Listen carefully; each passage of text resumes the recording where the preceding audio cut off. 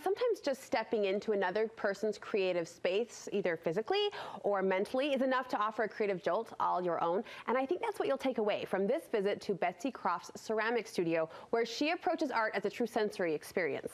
See what I mean? Making is an endless source of joy for me.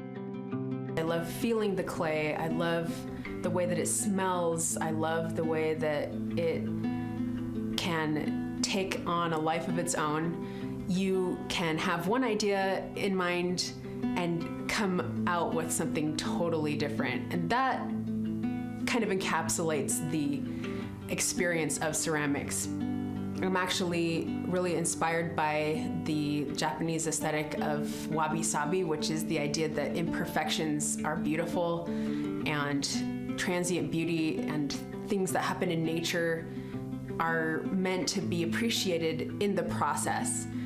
And I think ceramics is a very process-oriented art form. It's almost like a performance art. When I'm working, you can see how life kind of slows down. It's like a dance. I can't tense my muscles too much or else I lose control.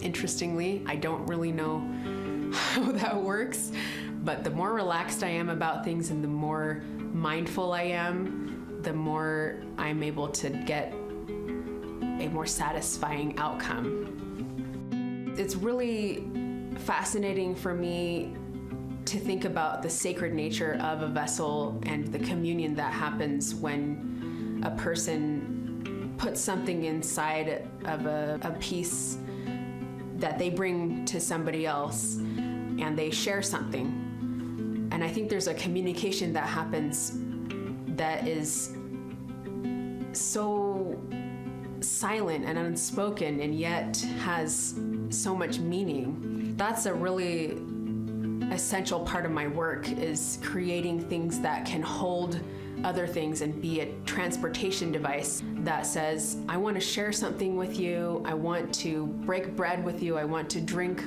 with you. That would be the most fulfilling thing for me.